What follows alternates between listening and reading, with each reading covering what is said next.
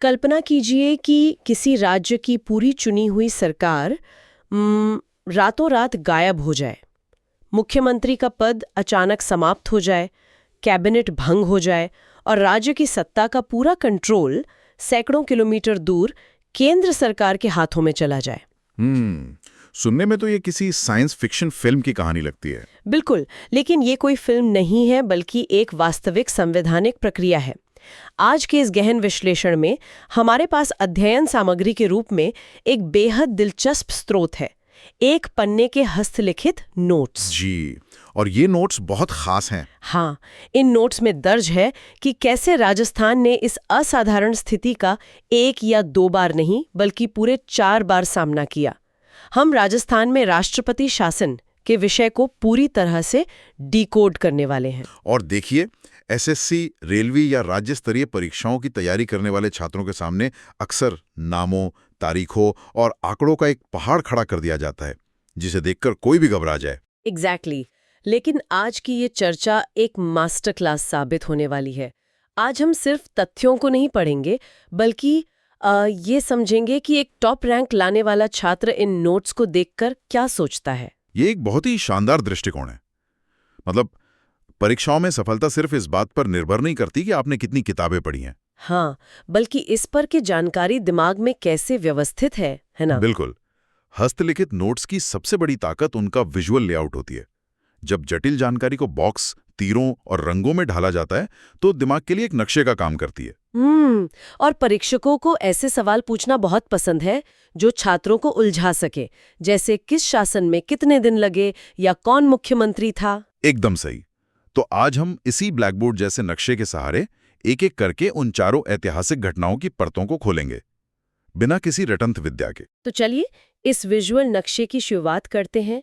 Notes के बिल्कुल शीर्ष पर बड़े अक्षरों में लिखा है राजस्थान में राष्ट्रपति शासन, और इसके ठीक नीचे एक बॉक्स है। हाँ, पहला ही बॉक्स बहुत महत्वपूर्ण है। वहां लिखा है कि ये प्रक्रिया भारतीय संविधान के आर्टिकल 356 के अंतर्गत लागू होती है। अगर मैं इसे एक एनालॉजी से समझाऊं तो ये आर्टिकल 356 मुझे किसी बिल्डिंग के मास्टर स्विच जैसा लगता है। अच्छा, मास्टर स्विच? हाँ, जब भी कोई बड़ी आपात स्थिति आती है तो ये मास्टर स्विच दबा दिया जाता है। इससे राज्य की जो सामान्य पावर सप्लाई है यानी स्थानीय सरकार, वो तुरंत कट जाती है और पूरा कंट्रोल सीधे मेन पावर ग्रिड यानी केंद्र के पास चला जाता है। अरे वाह, ये मास्टर स्विच वाली एनालॉजी बिल्कुल सटीक है।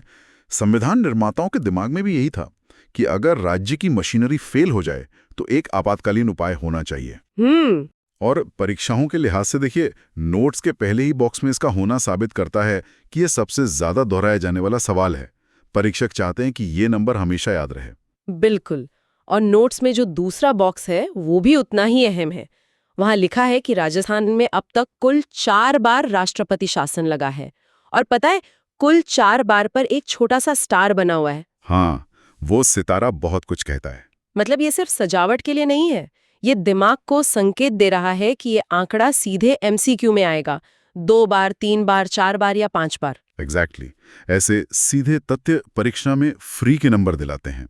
जब दिमाग को ये 4 का नंबर मिल जाता है तो वो जानकारी को 4 अलग-अलग फोल्डर में रखने के लिए तैयार हो जाता है। स्पष्टता आ जाती है। जी, घबराहट कम होती है।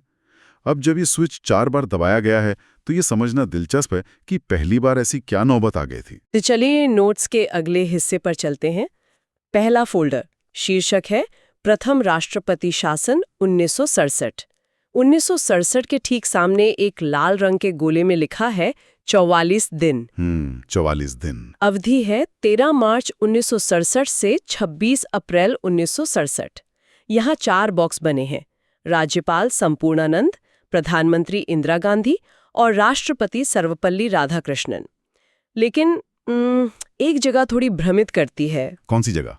जो चौथा बॉक्स है मुख्यमंत्री वाला, वो बिल्कुल खाली है। उसमें बस पेंसिल से कुछ आड़ी तिरछी लाइनें हैं। ऐसा लगता है जैसे नोट्स बनाने वाला नाम लिखना भूल गया हो। यही वो जगह है जहां रटने वाले और समझकर पढ़ने वाले छात्र का अंतर साफ होता है। मतलब ये कोई भूल नहीं है? बिल्कुल नहीं, ये जानबूझकर छोड़ी गई जगह है। इसका उत्तर ठीक नीचे एक तीर के निशान के साथ कारण में छिपा है। वहां लिखा है विधानसभा में किसी दल को स्पष्ट बहुमत नहीं मिला था। ओ अच्छा। मतलब चुनाव तो हुए, लेकिन किसी के पास इतने विधायक नहीं थे कि सरकार बना सके। जब सरकार ही नहीं बनी तो मुख्यमंत्री पद की शपथ कौन लेता, इसलिए पद खाली था। अरे बाप रे, ये तो ऑब्जेक्टिव परीक्षाओं के लिए एक बहुत बड़ा ट्रैप है। सवाल आएगा कि 1967 में मुख्यमंत्री कौन था और छात्र किसी न किसी नाम पे टिक लगा देंगे। एग्जैक्टली जिसने खाली बॉक्स का कारण समझा है वो सीधे पद रिक्त था या इनमें से कोई नहीं चुनेगा। बहुत ही स्मार्ट। परीक्षक हमेशा ऐसे अपवादों की तलाश में रहते हैं। बहुमत का अभाव ही इस घटना की जड़ है। 44 दिन इसी राजनीतिक अस्थिरता को सुलझाने में लग गए। तो तथ्यों के पीछे के मैकेनिज्म को समझना बहुत जरूरी है। खैर, 1967 के बाद अगला भूचाल कब आया? नोट्स हमें आगे ले जाते हैं द्वितीय राष्ट्रपति शासन 1977। पूरे 10 साल का जंप। हाँ, 1967 से 1977। ये टाइमलाइन याद रखने का बेहतरीन तरीका है। और यहाँ एक और पैटर्न है। पहले दिन थे 44, इस बार लाल बॉक्स में लिखा है 54 दिन। 44 और 54, दिमाग इन पैटर्न्स को बहुत जल्दी पकड़ता है, एक कविता की तरह। बिल्कुल। ये 29 अप्रैल 1977 से 22 जून 1977 तक चला। अब अगर हम 1977 के बॉक्स देखें तो राज्यपाल थे जोगेंद्र सिंह, मुख्यमंत्री हरिदेव जोशी। मतलब इस बार बॉक्स खाली नहीं है। जी, इस बार सरकार अस्तित्व में थी। प्रधानमंत्री थे मोरारजी देसाई और राष्ट्रपति बीडी जत्ती। लेकिन प्रधानमंत्री का नाम बदलना एक बहुत बड़ा संकेत है ना? बहुत बड़ा संकेत है। 1977 का साल केंद्र में पहली गैर कांग्रेसी सरकार बनने का साल था। हाँ, मतलब केंद्र की इस नई सरकार ने राज्यों में अपनी सत्ता मजबूत करने के लिए ये मास्टर स्विच दबाया होगा। एग्जैक्टली।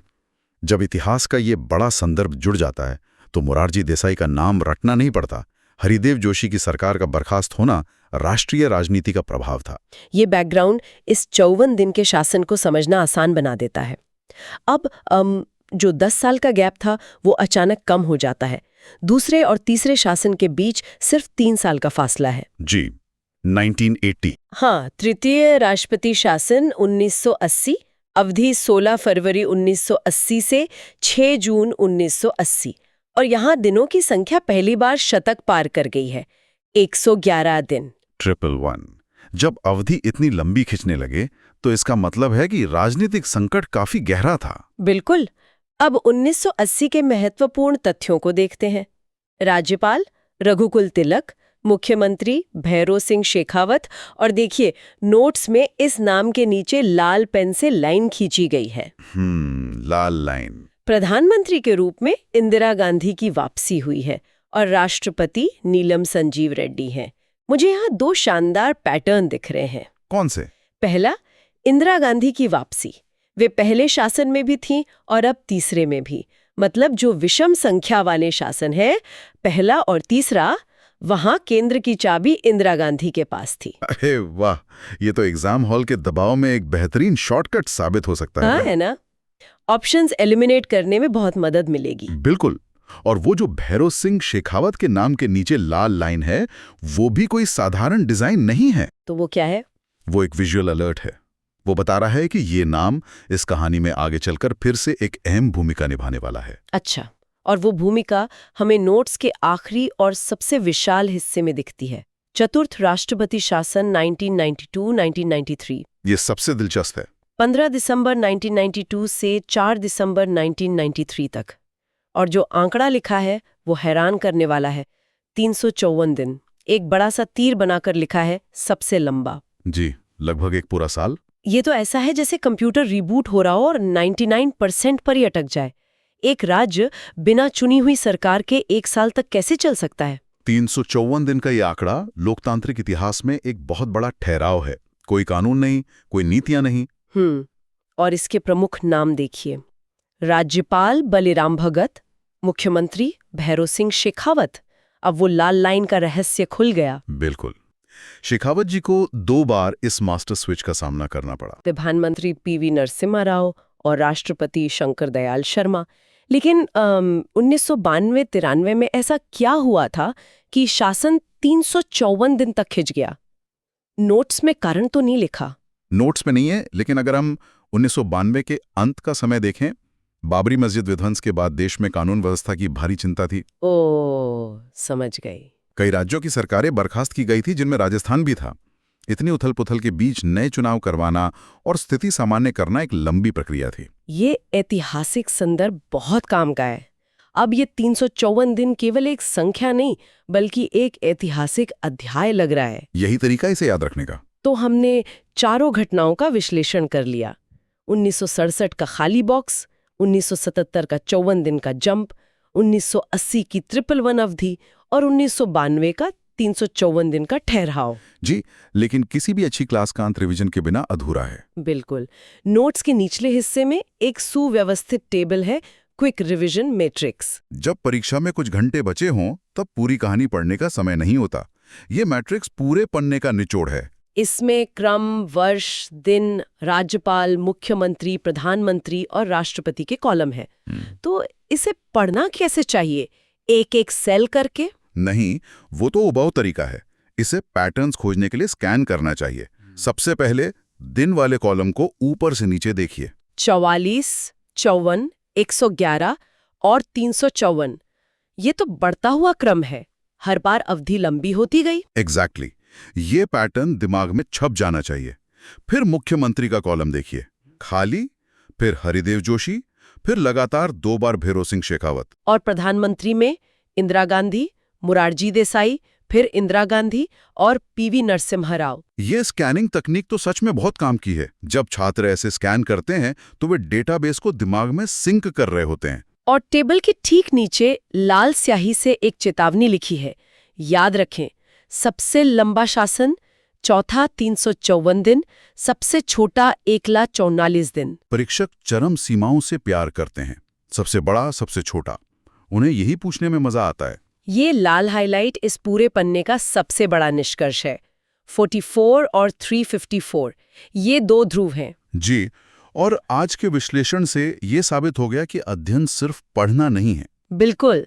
एक पन्ने के नोट्स जो सिर्फ तारीखों का जाल लग रहे थे, अब एक स्पष्ट क्रोनोलॉजी बन चुके हैं। मुझे नहीं लगता अब कोई छात्र इससे जुड़ा सवाल गलत करेगा। यही हमारा उद्देश्य था, जटिल घटनाओं को छोटे कैप्सूल्स में बदलना।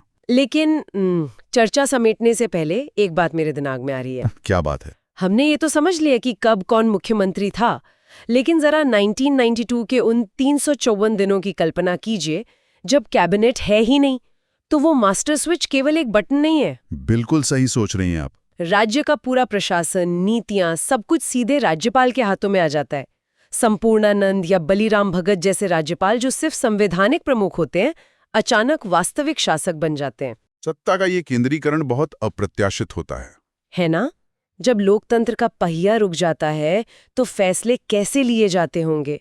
किताबों और MCQ से परे जाकर इस बारे में सोचना एक नया नजरिया देता है। जी, तथ्यों के असर के बारे में सोचना हमेशा दिलचस्प होता है। तो छात्रों, अध्ययन करते रहें, पैटर्न्स खोजते रहें और सबसे महत्वपूर्ण, हमेशा क्यों और कैसे पूछते रहें।